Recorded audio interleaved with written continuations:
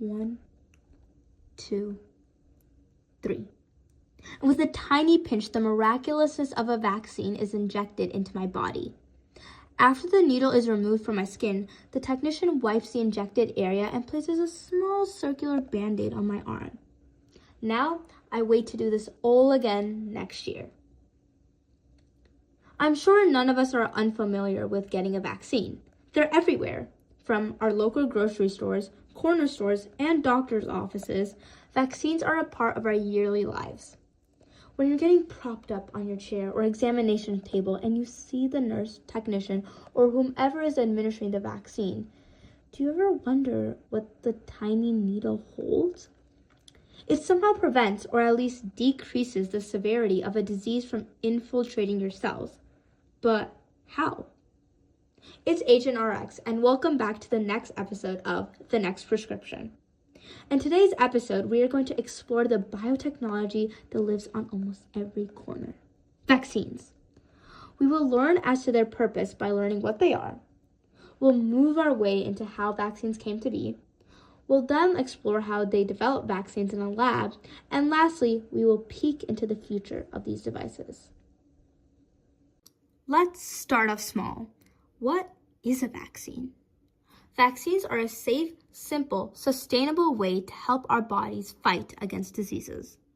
They're most commonly known as being administered through injections, but they can also be given with nasal mist or oral liquid/drops. In order to better understand how vaccines work, let's understand how our bodies fight off diseases naturally. Our bodies have their own elite team of superheroes, like their own Avengers or Justice League. They work 24/7 to block harmful bacteria, fungi, and viruses from infiltrating our bodies. Who are they, you may be asking? Well, it's our immune system. The immune system is a complex system with multiple layers to it.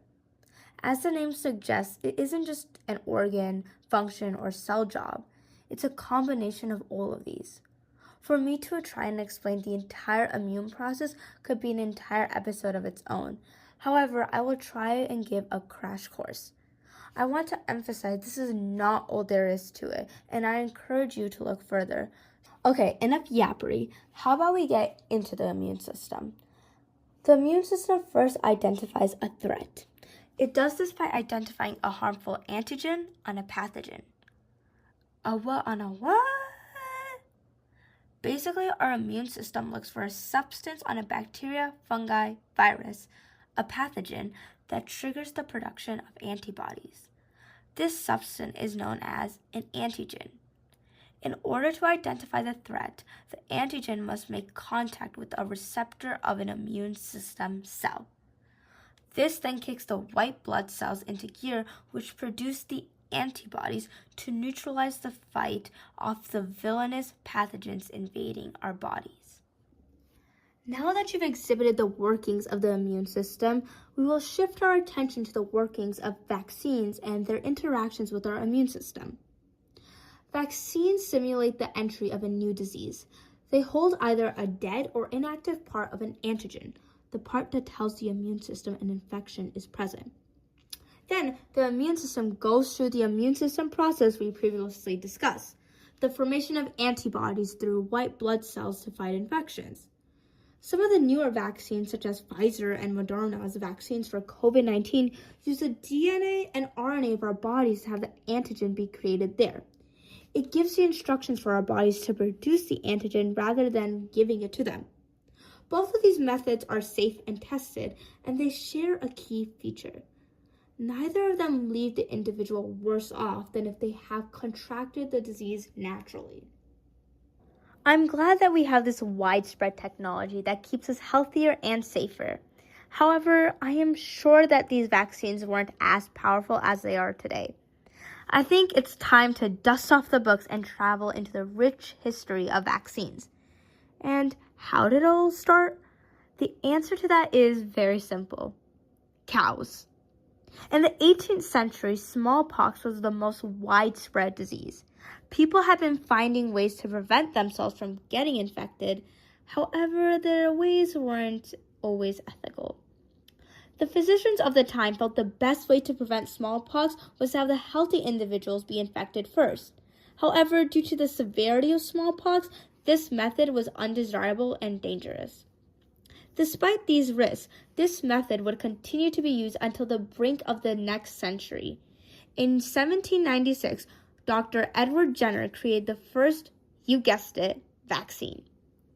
He speculated that other less severe diseases that acted similarly to smallpox could consist of similar antigens, therefore needing the same antibodies to fight the disease.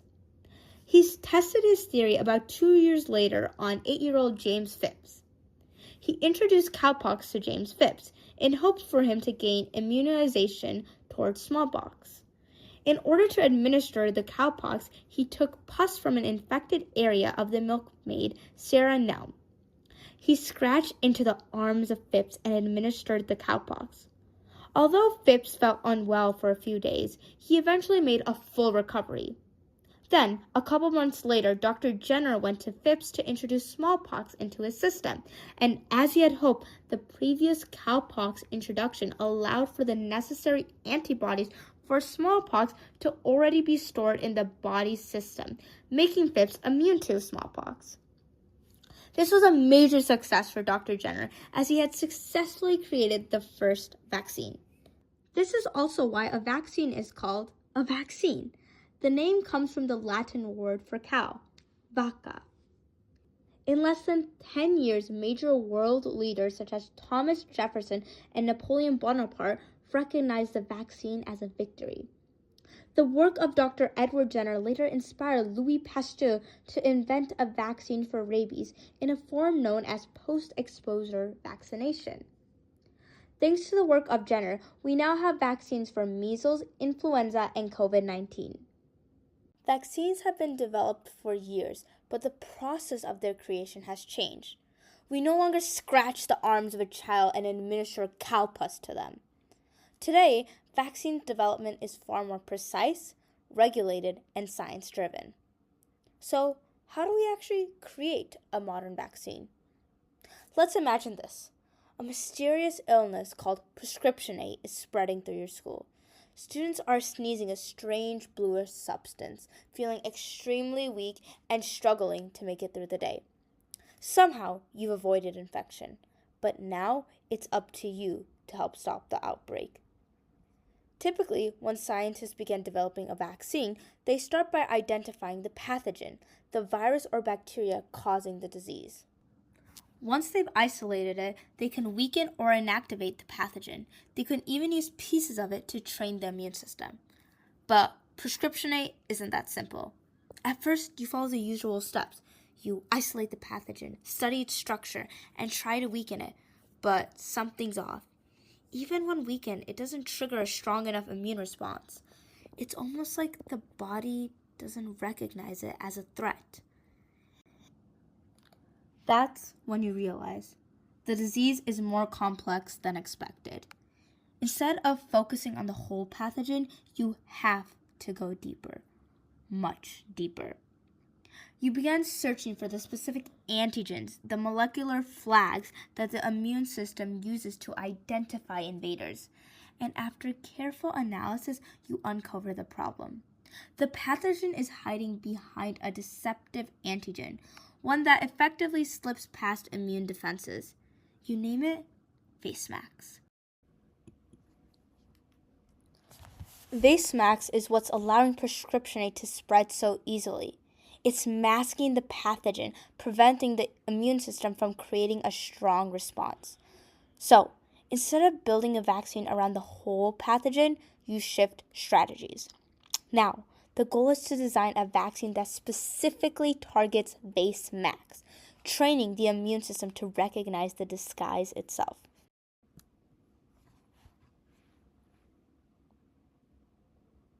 But now, things are escalating and fast.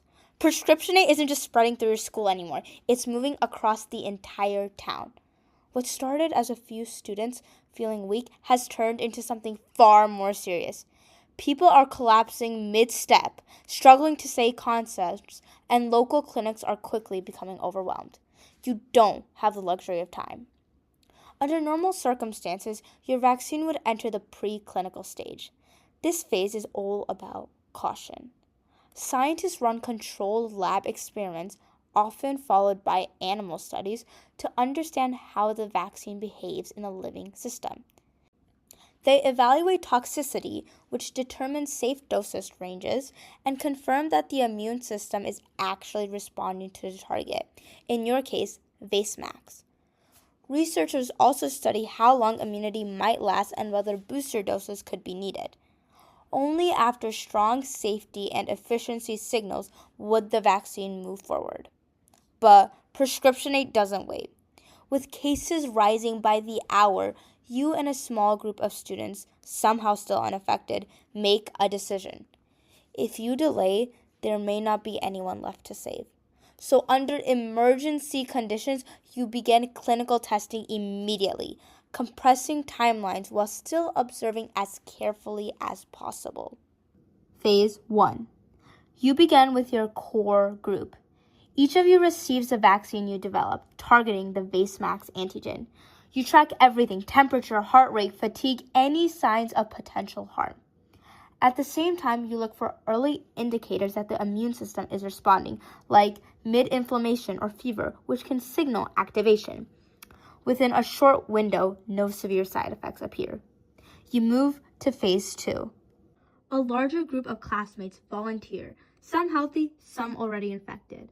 This allows you to evaluate two things at once: whether the vaccine can prevent infection and whether it can reduce symptom severity in those already affected. You begin to see patterns. Those vaccinated earlier show milder symptoms, and some don't progress to the dangerous stage at all. Encouraging, but still not enough. Then comes phase 3. With the outbreak accelerating, the entire school effectively becomes your trial population. At this scale, you can observe how the vaccine performs across a wide range of individuals, different ages, health conditions, and stages of illness. Data starts coming in rapidly, and the trend is clear. Transmission is slowing. Under normal conditions, all of this data would be compiled into a biological license applications, BLA, and undergo an extensive review process to ensure safety, consistency, and manufacturing quality. But this is no ordinary situation. Given the severity of the Prescriptionate outbreak, health authorities step in and issue an emergency use authorization, a mechanism that allows promising medical interventions to be deployed during public health crises, even while data collection continues. With authorization, production scales up under strict manufacturing standards. What started in your lab is now being produced in large batches, carefully controlled to ensure each dose is consistent and safe. And soon, distribution begins. What was once a school outbreak becomes a city-wide response effort. Clinics pop up, vaccination sites and emergency teams work around the clock to administer doses. Slowly, the number of new cases began to drop. You did it. You safely and correctly developed an effective vaccine to fight against Prescriptionate. Whew, that was stressful, but at least you now know how to create a vaccine. One thing we overlooked in this process was the preclinical trial, which is crucial to any drug or vaccine development. There is one part I want to touch on before we conclude our episode, since it shows the most future growth. These are the types of vaccines that are administered. Typically, when someone says a vaccine, you think of a shot, but vaccines can also be administered through the nose and mouth. They come in all shapes and sizes. Recently, a new vaccine has been making the headlines for vaccine advancements, and it is the mRNA vaccine. mRNA, or messenger RNA, is a type of RNA, single-stranded DNA, that is used in making proteins. mRNA vaccines fight without containing any antigen or pathogen. Instead, they contain mRNA that corresponds to one of the antigens on the pathogen. This allows the cells in the body to reproduce this disease's molecules so that the body's traditional immune response will be triggered. Now, the body has the means to create the necessary antibodies to combat the disease. mRNA vaccines are important because they showcase that even technologies we have been using for decades are still being worked upon, as these vaccines go through an entirely different approach to create antibodies. After all that you've learned, especially that crazy trial, I'd say you're now fully equipped to give a lecture to your school about vaccines. In today's episode, we learned the basics of vaccines, such as what they do and how they do it. Then we grazed into their very moving history. We looked into their development process and lastly explored a bit into different types of vaccines. Vaccines are a method that has been around for ages. It's generally viewed as safe and stable in the medical and scientific community. However, that still doesn't stop scientists from continuing their advancements on this technology to make it better. We observe this through the creation of the mRNA vaccine. This is one of the few biotechnologies that you will continue to see grow through your own eyes, as vaccines are incredibly widespread. Yet, there are still so many more different ways that scientists are helping us build immunity to diseases, like microbiome therapy, which we went over in episode 1. If you want to learn more about upcoming biotechnologies and developments, stay tuned to The Next Prescription. But until next time, this is Agent RX signing off.